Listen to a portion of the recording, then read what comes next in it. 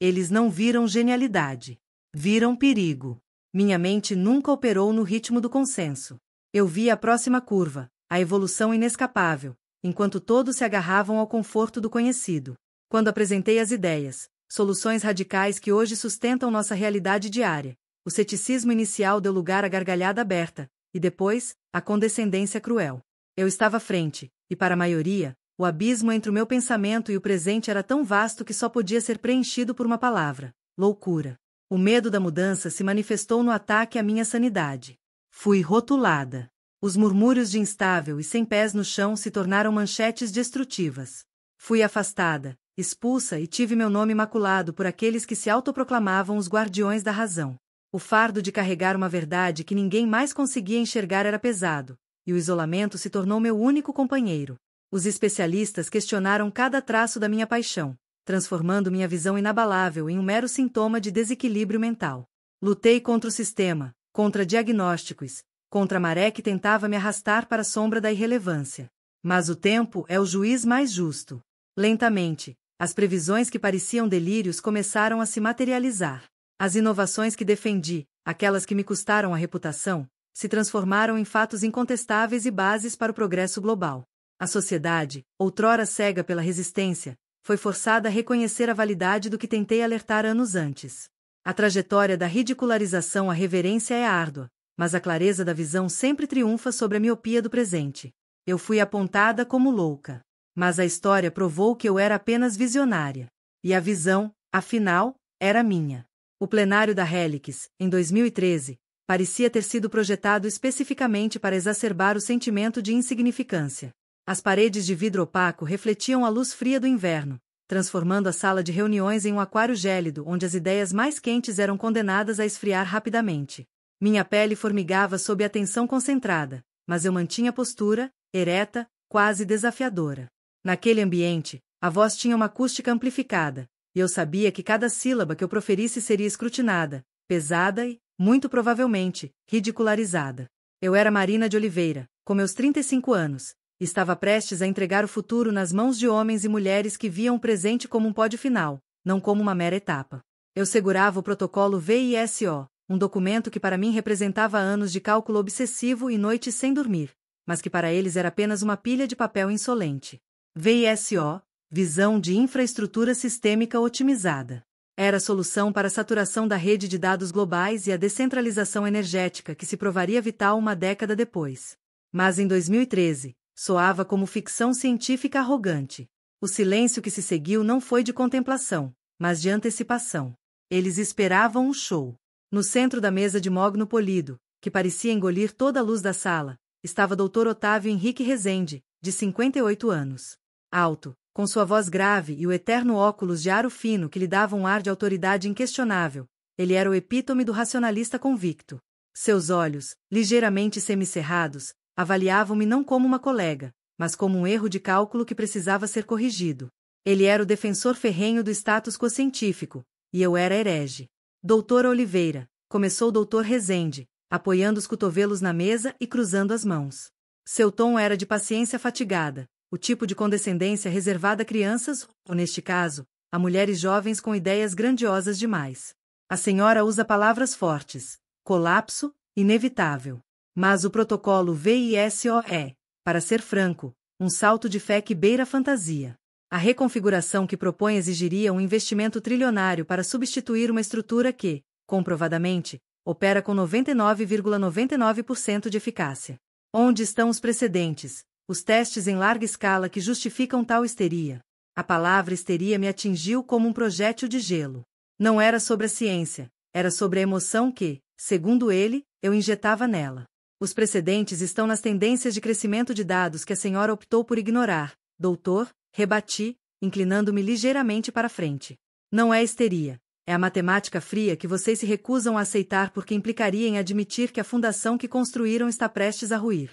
É a única arquitetura que permite a autorreparação e a resiliência em escala. É a única forma de evitar o que chamo de a convergência inexorável. Neste ponto, o segundo personagem de destaque na minha desgraça resolveu intervir.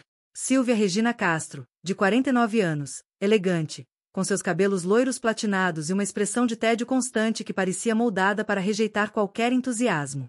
Como membro influente do conselho, ela não se importava com bits e bytes, importava-se com o balanço patrimonial e a imagem pública. Marina, querida, Silvia disse, puxando seu nome com uma lentidão que o tornava depreciativo. Eu não sou cientista, mas sou uma mulher de negócios. O que vejo neste protocolo é risco. Risco financeiro, risco operacional e, francamente, risco reputacional. A insistência com que a senhora defende essa teoria apocalíptica, essa visão de futuro distópico, não é um comportamento que esperamos de alguém em uma posição de liderança e inovação. Sua paixão, embora admirável, está começando a parecer, bem, excessiva. A sessão de crítica aberta e o rótulo havia começado. Não era um debate, era uma execução. Eles estavam sistematicamente desmontando minha credibilidade, não através da refutação dos dados, mas através do ataque à minha personalidade. Se a lógica falhasse, apelavam para a sanidade. Excessiva? Perguntei, sentindo o sangue subir ao meu rosto, mas mantendo a voz no tom profissional.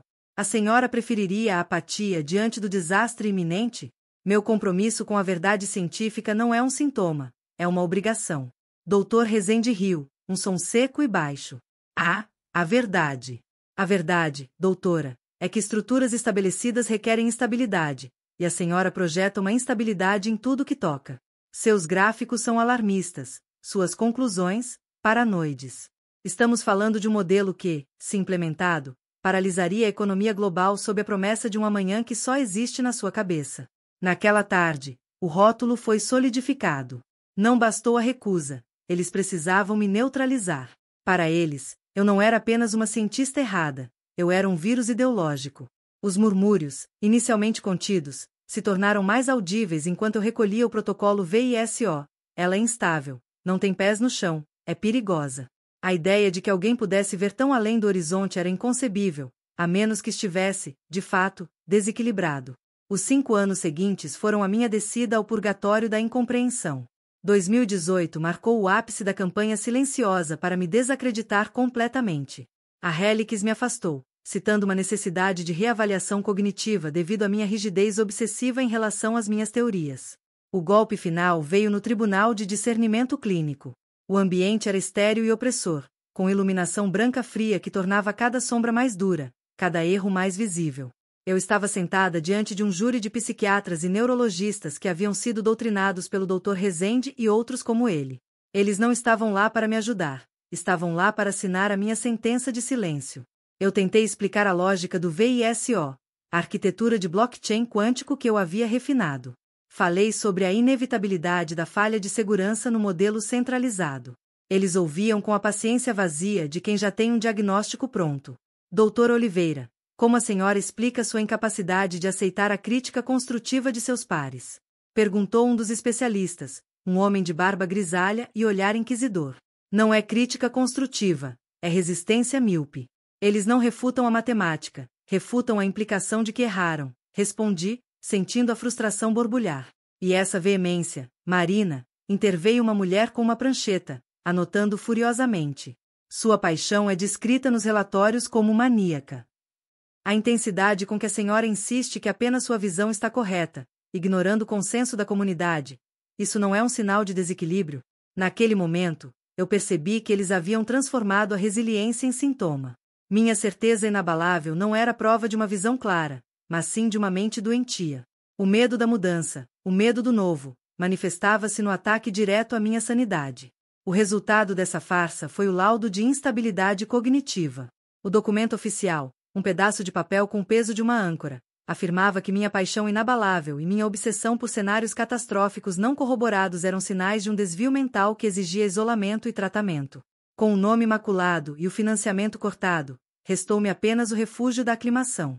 Era meu laboratório privado, isolado no meio da serra, um ambiente caótico para um observador externo, mas perfeitamente funcional para minha mente.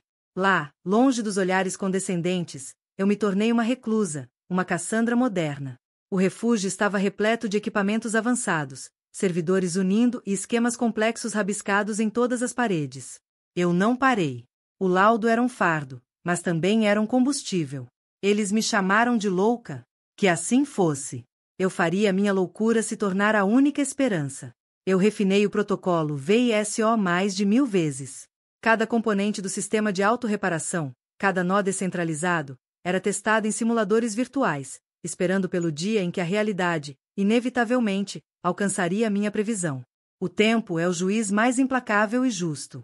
A década passou arrastada para o mundo, mas voou para mim, imersa em cálculos e códigos. Em 2029, o mundo que o Dr. Rezende tanto defendia começou a ruir, exatamente como eu havia previsto. O evento que chamei de a convergência inexorável começou sutilmente, com falhas intermitentes na rede global de telecomunicações. Logo se espalhou. Um ataque cibernético massivo, que explorou a vulnerabilidade da centralização que eu havia alertado, se combinou com um pico de demanda energética que o grid obsoleto não suportou. O resultado não foi um apagão local, mas um silêncio sistêmico que engoliu continentes em menos de 72 horas. A economia parou. Os sistemas de segurança falharam. O caos, antes apenas um cenário em minhas projeções, era agora realidade incontestável. O pânico era palpável mesmo no meu refúgio isolado. Eu assistia aos noticiários em linhas seguras, vendo a sociedade, outrora cega pela resistência, definhar sob o peso de sua própria inércia. O telefone tocou incessantemente no terceiro dia de escuridão global. Eu o ignorei até que o nome da Helix apareceu no visor. Era Silvia Regina Castro.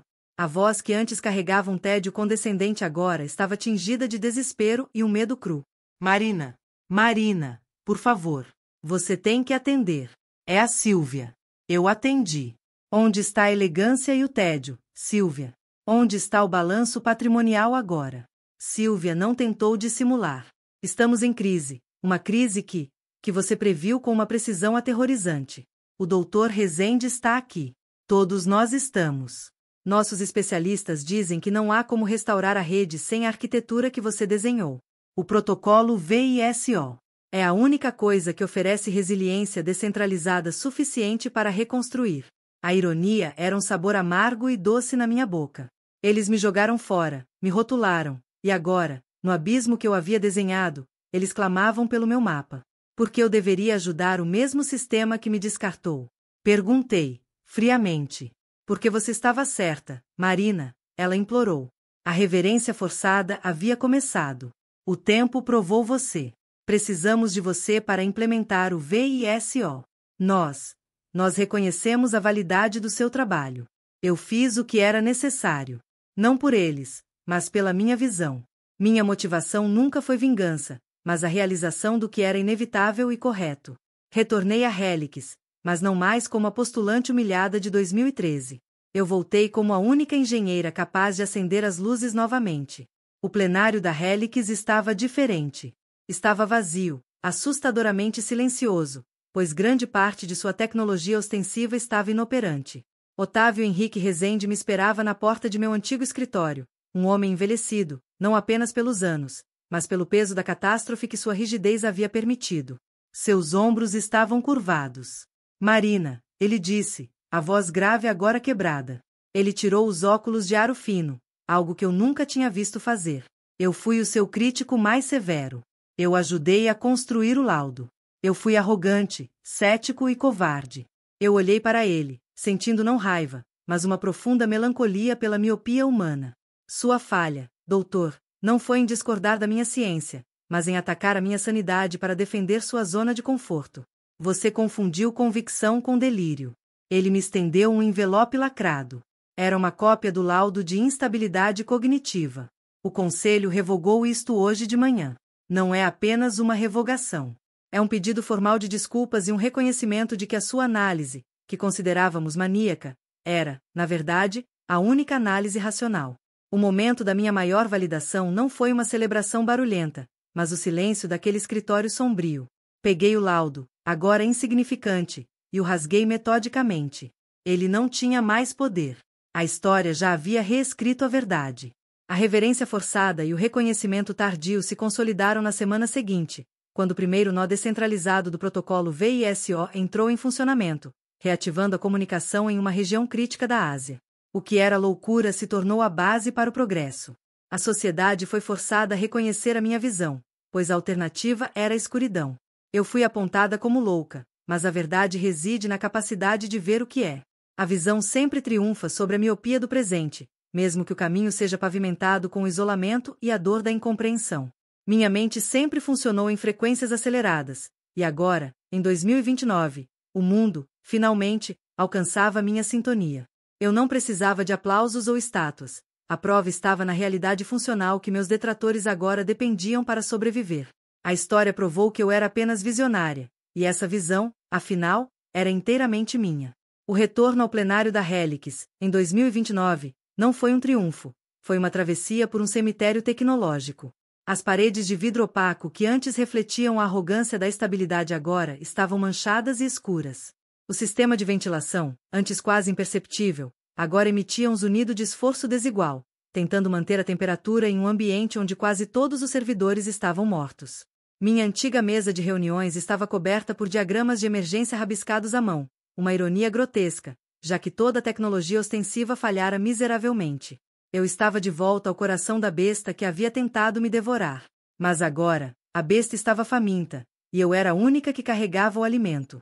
Meus passos no carpete silencioso do plenário eram firmes.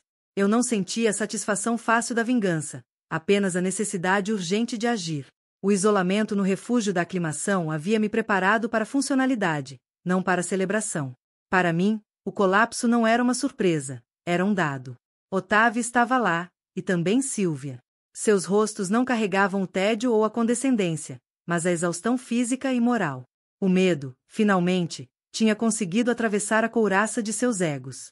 Eles haviam passado 3 dias tentando implementar soluções paleolíticas, presas à mentalidade centralizada que eu havia condenado anos atrás.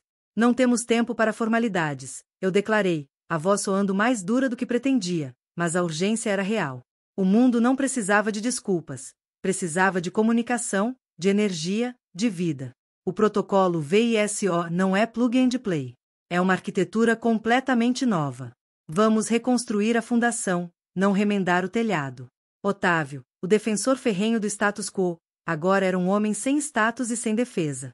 Ele parecia ter encolhido dentro de seu terno impecável.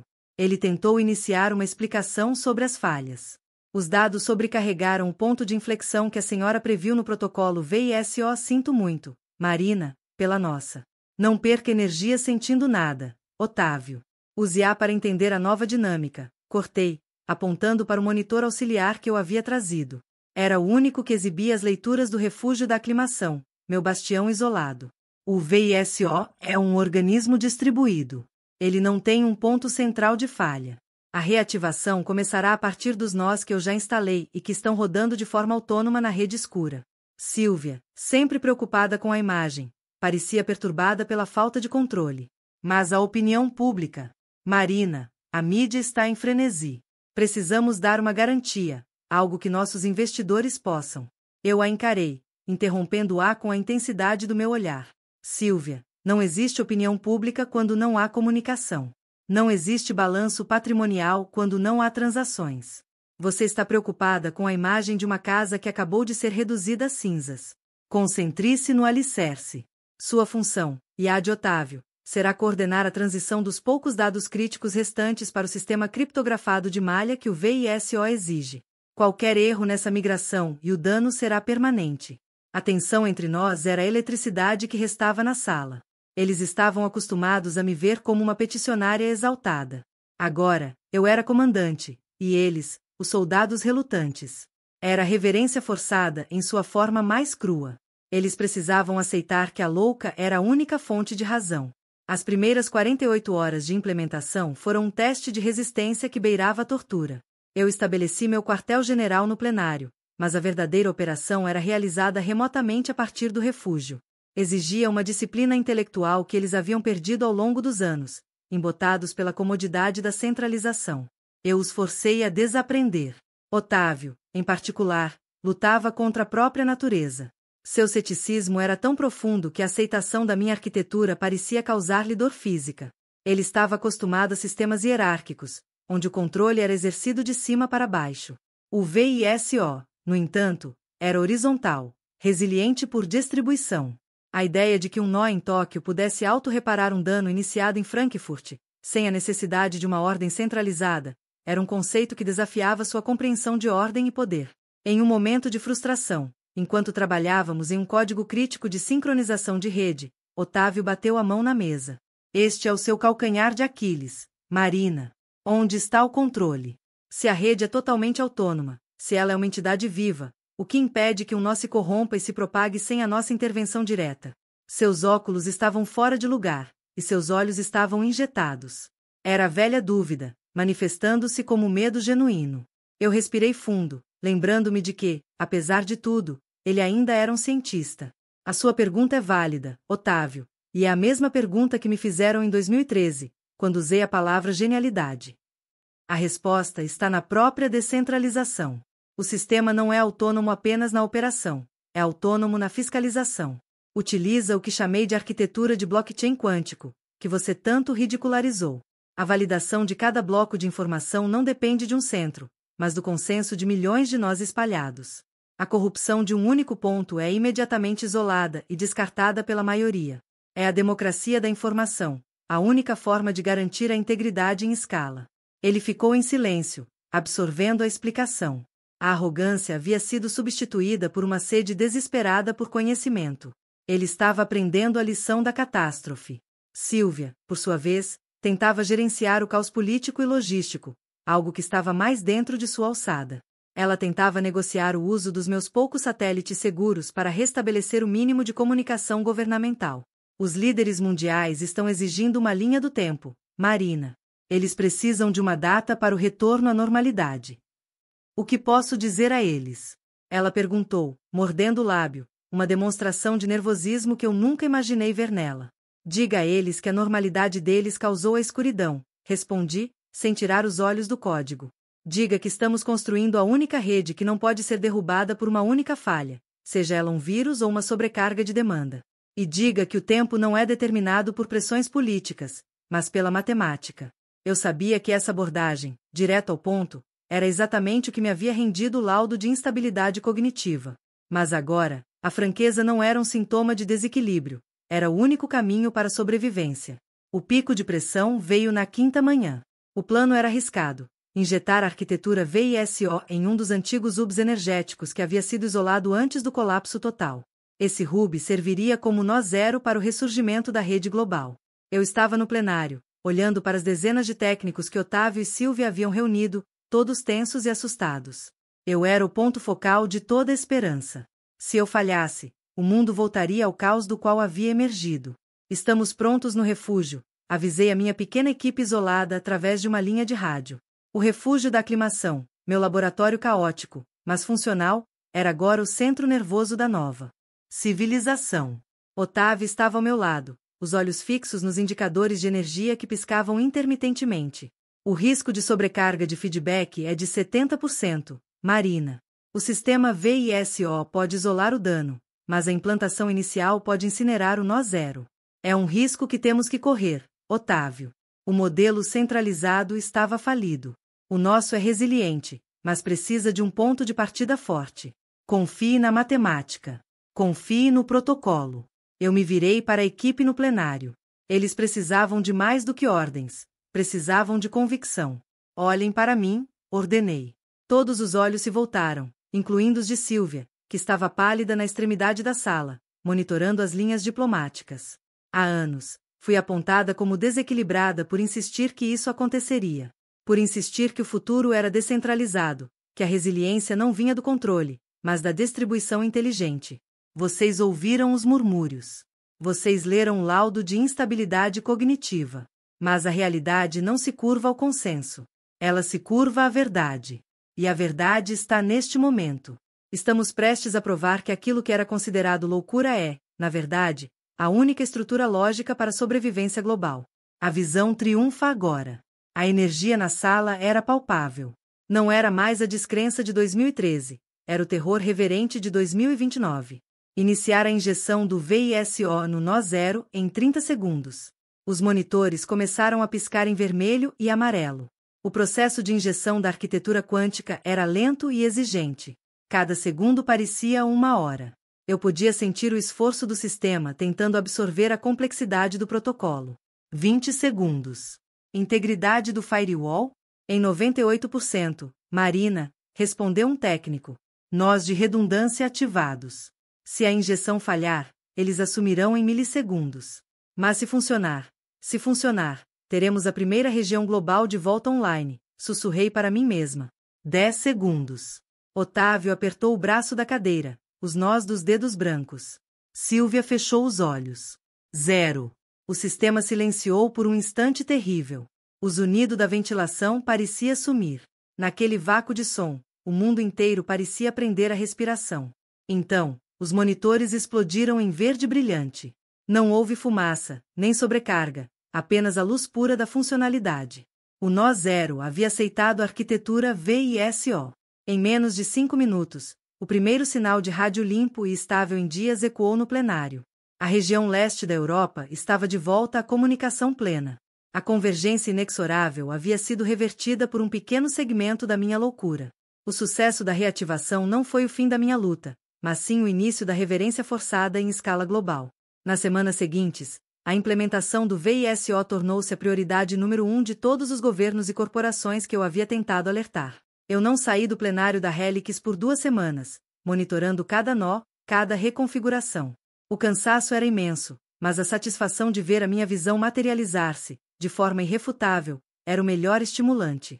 O maior desafio não foi a tecnologia, mas a psicologia. Eles tiveram que se curvar à minha lógica. Otávio tornou-se meu auxiliar mais dedicado. Não por carisma ou submissão, mas porque ele finalmente viu a beleza fria da matemática que eu havia empregado. Ele passava horas me questionando sobre as minúcias do protocolo, transformando-se de crítico arrogante em um estudante ávido. Marina, ele disse uma noite, enquanto o resto da equipe descansava. O que eu não consigo entender é como você manteve essa convicção. Como, depois de ser rotulada, isolada e humilhada, você continuou trabalhando com a certeza de que a falha deles viria e que você seria a única solução. Eu olhei para ele, para o homem que havia assinado minha sentença de instabilidade. Conviver com o laudo, Otávio, foi como conviver com um fantasma. Eles tentaram me convencer de que a minha visão não era real, que o que eu via era uma alucinação. Mas quando a matemática é inegável, a convicção se torna um escudo. A loucura, para mim, era a miopia deles. Era a recusa em enxergar o óbvio.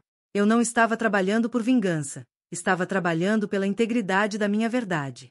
O refúgio da aclimação não era uma prisão, era o meu farol. Silvia organizou, eventualmente, a primeira coletiva de imprensa mundial após o restabelecimento de 80% das comunicações globais através do VISO. Ela insistiu que eu fosse a porta-voz. Marina, é fundamental que você esteja lá, ela havia argumentado, sua voz agora respeitosa, quase temerosa. Você precisa explicar o sistema. Você precisa ser a face do reconhecimento. Eu hesitei. A ideia de enfrentar o mundo que havia me rejeitado publicamente não me atraía. Mas eu sabia que era necessário. Não para minha glória, mas para solidificar a lição. O evento foi realizado no próprio plenário da Helix, reformado às pressas, mas com as luzes agora vibrantes, alimentadas pelo novo sistema. Milhões de pessoas assistiam ao vivo. Eu estava novamente no centro do palco, mas desta vez, não havia ceticismo, havia súplica. Eu não usei termos técnicos. Falei sobre visão e resistência. Em 2013, eu apresentei um plano que, para a comunidade científica e corporativa, parecia um delírio. Eles me chamaram de instável, de perigosa, de louca. Eles não atacaram a minha ciência, atacaram a minha sanidade, pois era mais fácil descartar a pessoa do que confrontar a falha em sua própria fundação. Eu fiz uma pausa, varrendo o olhar sobre as câmeras, pensando nas noites solitárias no refúgio, na dor do laudo de instabilidade cognitiva. Não é uma tecnologia mágica. É a aplicação de uma lógica irrefutável. A lição que tiramos deste colapso não é sobre o quão rápido podemos construir, mas sobre o quão dispostos estamos a desafiar o conforto do presente para abraçar a inevitabilidade do futuro. A história, senhores e senhoras, é um ciclo. Aqueles que ousam olhar além do horizonte serão sempre, para os míopes, os portadores da loucura. Mas quando a crise se instala, a verdade se revela. Eu não precisei de mais. As manchetes subsequentes não falavam de superação de transtornos, mas de gênia incompreendida. O tempo, de fato, era o juiz mais justo. Com a implementação do VISO consolidada e funcionando como a base de uma nova era de dados descentralizados, meu papel na Helix mudou radicalmente. Eu não era mais uma funcionária ou uma consultora. Eu era a arquiteta, a guardiã da visão. Otávio, humilhado, mas redimido pela ciência, dedicou-se a criar uma nova geração de cientistas que seriam treinados sob a minha doutrina. Ele até me procurou um dia, no que se tornou meu novo e espaçoso escritório no topo da Helix, um gesto simbólico de reconhecimento. Marina, você venceu, ele afirmou, sem ironia. Não apenas o sistema, mas a nós. Você nos forçou a ver. Eu sorri, um sorriso cansado. Eu não venci ninguém, Otávio. A verdade venceu. Você e Sílvia fizeram parte da verdade que precisava ser revelada. A resistência de vocês apenas provou o quão urgente era a mudança. Sílvia, por sua vez, canalizou sua energia de gerenciamento para proteger o VISO de ser cooptado pelas velhas estruturas de poder. Ela entendeu que o verdadeiro risco não era tecnológico, mas político. Ela se tornou a minha advogada do sistema, garantindo que a descentralização permanecesse intacta. Aquele período de 2029 marcou o fim da minha jornada de ridicularização. O refúgio da aclimação, antes meu bunker, foi transformado em um centro de pesquisa avançado, aberto a cientistas que, como eu, ousavam pensar em frequências aceleradas. Olhando para trás, para a cópia rasgada do laudo de instabilidade cognitiva que eu mantinha guardada como um artefato histórico, eu entendia tudo. A sociedade tem pavor do que não compreende e rótula como loucura aquilo que ameaça seu conforto.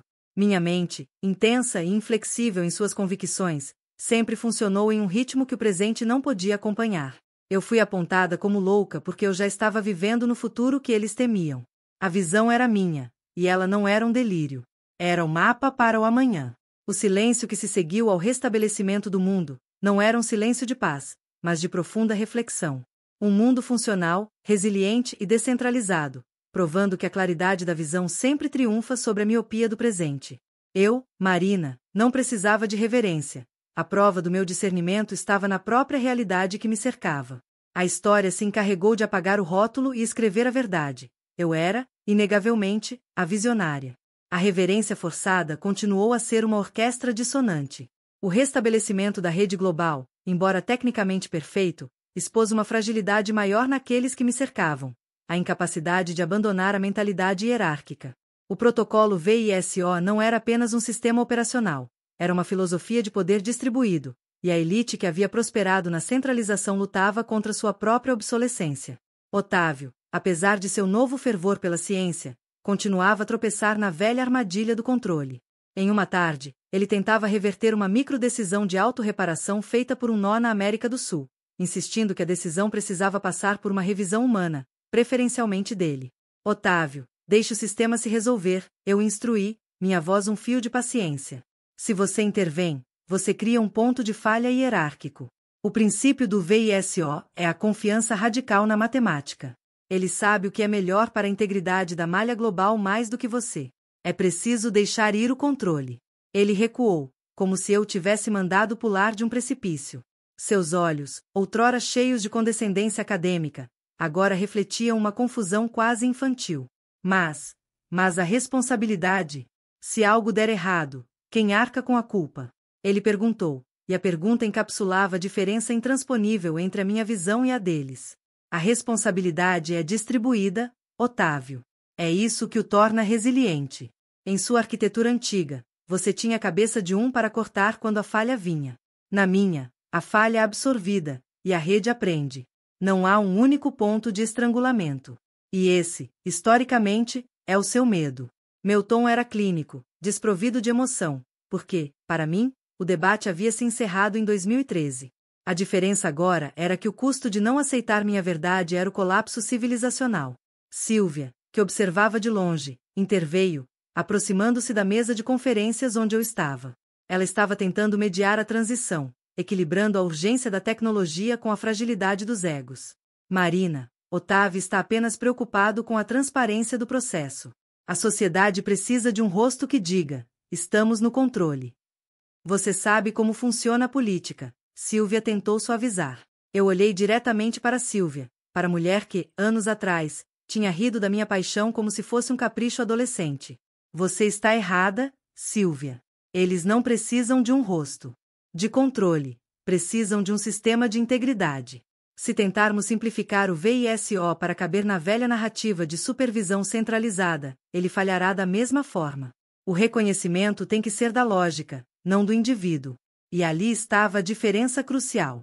Eles queriam que eu fosse a rainha do novo castelo. Eu queria que o castelo fosse abandonado e que todos vivessem em casas descentralizadas, seguras e autônomas. Nos dias que se seguiram à estabilização inicial, a pressão do trabalho diminuiu o suficiente para que a pressão emocional começasse. Eu tinha trabalhado sem parar, usando a funcionalidade como um escudo contra o trauma passado. Mas, com o mundo respirando, os fantasmas de 2018 voltaram a rondar. Eu estava em meu novo escritório no plenário, mas não conseguia me sentir completamente em casa. Era muito luxuoso, muito centralizado. A luz do sol da manhã filtrava pelas janelas panorâmicas, e eu estava revisando digitalmente os arquivos legados da Helix. Não eram dados de rede, mas sim os arquivos do meu próprio processo de afastamento. O laudo de instabilidade cognitiva. Aquele documento era a materialização da sua recusa em aceitar minha visão. O Tribunal de Discernimento Clínico, o lugar estéril e opressor, voltava à minha memória com uma clareza dolorosa. Lembro-me da iluminação branca, projetada para não permitir sombras ou esconderijos, e das cadeiras dispostas em formato de júri, onde 5 especialistas me avaliaram não por minha capacidade técnica, mas pela intensidade de minha paixão. Flashback interior. 2018, eu estava sentada naquela sala fria. Não havia alegria em meu corpo, apenas uma resignação gélida. Eu já sabia o veredito antes mesmo de o Dr. Otávio Henrique Rezende na época, um dos pilares do conselho que exigiu a avaliação ler em voz alta. O psiquiatra-chefe, um homem de voz monótona e olhos cansados, apontou para o meu histórico de trabalho ininterrupto. Marina, o conselho tem preocupações sérias sobre sua capacidade de discernimento e sua insistência obsessiva neste protocolo VISO, a negação da realidade estrutural e a crença inabalável em uma catástrofe iminente, que só você enxerga, são sintomas que nos forçam a questionar o equilíbrio de sua psique. Não é crença, doutor. É matemática, eu havia respondido, tentando manter a voz firme, mas sentindo a bile subir pela garganta. Eu lhes mostrei as curvas de saturação, os pontos de inflexão. A centralização é inerentemente frágil. Vocês estão confundindo minha clareza com delírio. O psiquiatra franziu a testa, como se estivesse diante de um enigma simplório. A senhora demonstrou uma inflexibilidade perigosa, Marina. Uma recusa em aceitar o consenso científico estabelecido. Sua paixão, senhora de Oliveira, está sendo canalizada de maneira destrutiva. O laudo de instabilidade cognitiva será oficializado. Recomendamos um afastamento imediato e o tratamento para o que diagnosticamos como transtorno obsessivo-compulsivo com traços delirantes de grandeza. Lembrei-me do som seco do carimbo no documento. O mundo me disse que eu estava louca porque eu via o incêndio se aproximando e eles insistiam que o céu estava limpo. Fim do flashback. Eu peguei o arquivo digital e imprimi uma cópia do laudo de instabilidade cognitiva. Era uma página amarelada, cheia de jargões técnicos projetados para anular minha voz. Eu a segurei na mão, sentindo a textura do papel que quase destruiu minha vida. Neste momento de quietude, a porta do escritório se abriu, e Otávio entrou, parecendo hesitante. Ele carregava um pequeno envelope pardo, que ele colocou em minha mesa, sem fazer contato visual. O que é isso, Otávio? Perguntei, ainda segurando o laudo. Ele tossiu, nervoso. São os originais dos documentos de revisão técnica de 2013, quando o protocolo VISO foi rejeitado pela primeira vez. Pensei que você gostaria de tê-los. Eu assinei o parecer negativo, como você se lembra. Eu acenei com a cabeça, indicando que me lembrava de cada detalhe. Otávio finalmente me olhou, e a humildade em seu olhar era avassaladora. Ele notou o papel em minha mão. Você está lendo aquilo? Ele perguntou, sua voz baixa. Estou revisitando a base da minha loucura, respondi, mostrando-lhe o laudo. Foi assim que vocês me silenciaram. Não com argumentos científicos, mas com um diagnóstico psiquiátrico. O silêncio que se seguiu foi o momento mais tenso entre nós desde o colapso. Era o verdadeiro clímax da nossa relação, a confrontação com o dano não tecnológico. Eu sinto muito, Marina, ele disse, e desta vez, a desculpa parecia real, pesada, quase quebrada. Não foi apenas por medo do novo. Foi por preguiça intelectual e vaidade. Estávamos tão confortáveis na nossa estabilidade que preferimos acreditar que a falha era em sua mente, e não em nosso sistema. Eu lutei contra o VISO por anos, não porque não fosse lógico, mas porque ele exigia que eu desconstruísse minha carreira inteira. Assinar aquele laudo foi um ato de autodefesa covarde. Ele não estava apenas se desculpando. Ele estava confessando que a miopia do presente tinha uma raiz moral. Você estava à frente. Tão à frente que, para o nosso consenso, sua verdade parecia a antítese da realidade. Nós estávamos defendendo o controle, e você estava defendendo a liberdade da informação. Para nós, você era perigosa. Eu me levantei e andei até a janela, observando o plenário da Helix, agora funcionando perfeitamente sob os auspícios da minha arquitetura. Você está certo, Otávio. Eu era perigosa. Perigosa para o seu status quo, eu afirmei, virando-me para ele. O laudo de instabilidade cognitiva me custou 5 anos de isolamento, mas me deu o que eu precisava. A prova irrefutável de que, quando o sistema falha, não é o gênio que deve se adaptar, mas o mundo que deve se render à lógica. Eu rasguei o laudo em 4 pedaços limpos e o joguei em uma lixeira de reciclagem inteligente ao lado da mesa. Não era um gesto de raiva, mas de finalidade. O documento não tinha mais poder. Minha sanidade estava escrita em código que sustentava 80% da civilização. Com a validação tecnológica completa, o foco mudou para a consolidação e a proteção do protocolo VISO. Silvia, a antiga mestra da imagem, demonstrou uma transformação notável.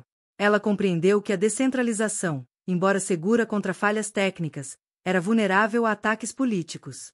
Ela me procurou na semana seguinte, com uma série de documentos jurídicos. Os governos estão se mobilizando, Marina. Eles querem supervisionar o VISO para garantir a segurança nacional. O que eles realmente querem é reintroduzir um ponto central de controle, uma porta dos fundos, Silvia explicou, sua voz agora rápida e focada. Eu sorri levemente. Finalmente, Silvia estava lendo o cenário político com a mesma clareza que eu lia o código. O VISO foi projetado para ser incontrolável por uma única entidade, Silvia. Se houver uma porta dos fundos, a arquitetura de blockchain quântico irá imediatamente isolá-la e alertar todos os nós.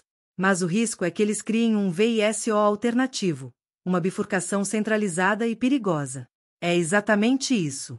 E é por isso que estou sugerindo a criação de um fundo de integridade global do VISO, juridicamente blindado contra a interferência governamental ou corporativa, Silvia propôs. E você, Marina, precisa ser a única signatária, a guardiã. Sua história é a prova de que a única forma de manter a rede livre é com alguém que já foi rotulado como perigoso para o sistema. Silvia não estava me pedindo para ser a rainha. Ela estava me pedindo para ser o firewall humano. Eu concordei. A ironia era doce. A mulher que havia me criticado por ser inflexível agora dependia da minha inflexibilidade para proteger o futuro.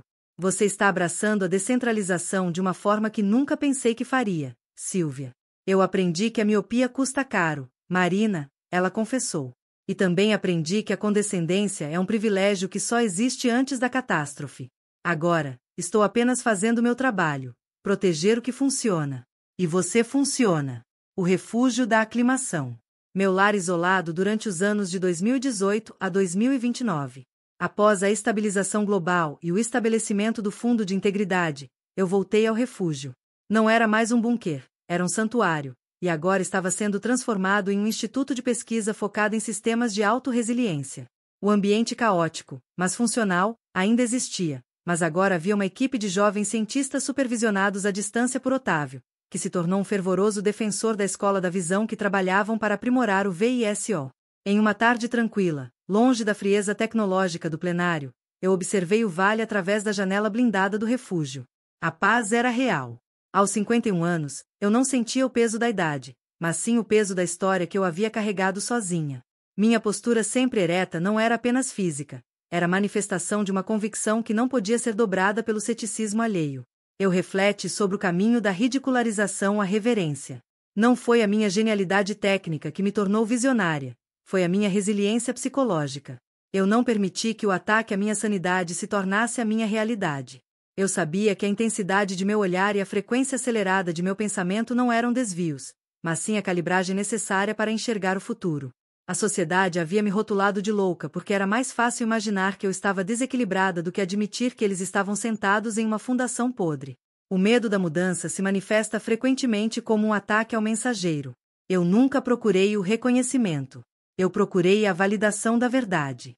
E a verdade, afinal, era irrefutável. Ela estava em cada comunicação global restaurada, em cada transação segura, em cada nó de rede que operava com autonomia e integridade. O triunfo não foi o aplauso, mas o silêncio que se seguiu ao colapso, o silêncio da funcionalidade. Eles haviam sido forçados a admitir que o delírio que tanto temiam era o mapa que o salvou. Naquele momento, eu não precisava de títulos ou de desculpas formais do antigo conselho. A história havia me reabilitado. Eu havia sido apontada como louca, mas o mundo agora funcionava sob os alicerces da minha visão. A clareza da visão sempre triunfa sobre a miopia do presente. E esse era o único veredito que importava. A visão era, e sempre seria, minha. Mostra seu apoio, curte e se inscreve.